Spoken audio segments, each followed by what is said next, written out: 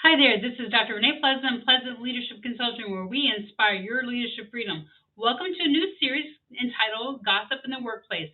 Let's go ahead and get started.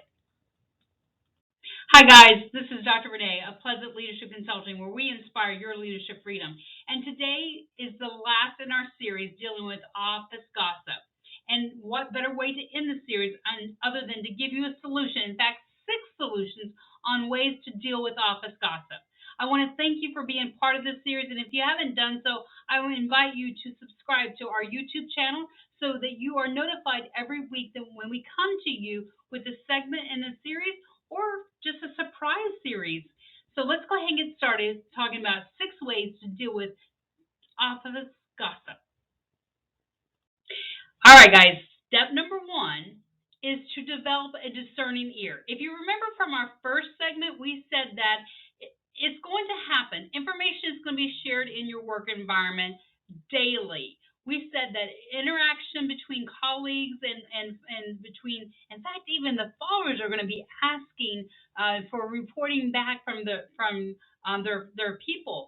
So you first have to have a sense to discern if the information flowing is of value or if it's something that is not contributing to the mission and the vision of the company. So step number 1 to destroy the gossip in your work environment is to develop a discerning ear. Does the information flowing have value towards the goals and the mission of the organization?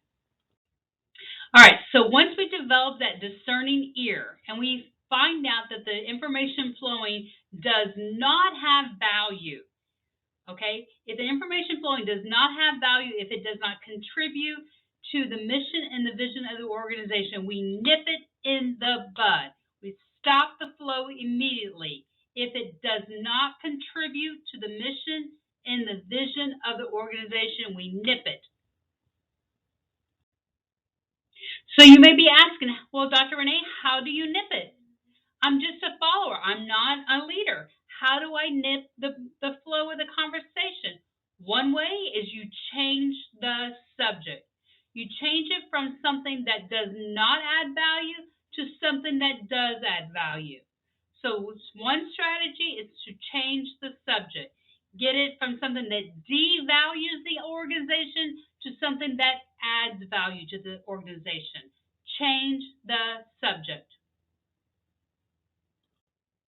Sometimes changing the subject isn't going to work. Sometimes you have a very tenacious person who is going to stick off the subject. They're going to stick with the gossip.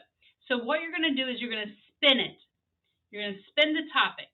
You're going to talk to that person and you're going to say something to the effect of, well, seeing how much people enjoy speaking with you on this matter, I would appreciate it if you would enlighten them on how things really are and then proceed forward with that.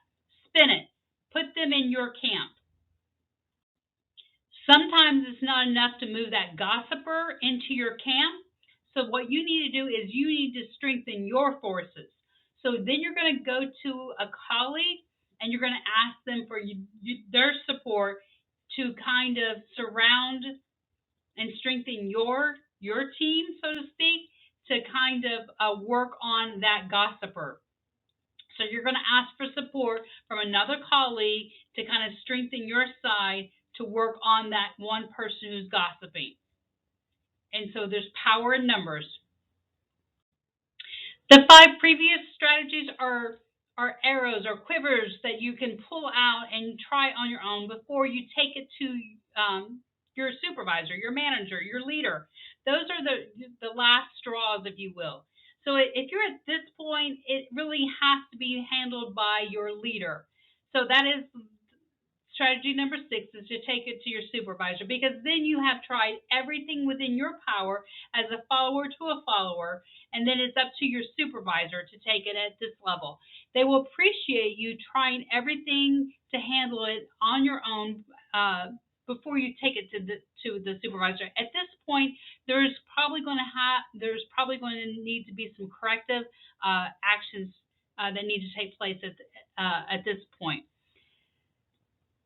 At this point, there most likely are going to have to be some corrective actions taken at this point. So don't take it personally if there is not any changes in behavior, and do not feel that you were ineffective in your efforts at all. Sometimes it just takes a supervisor stepping in at this point.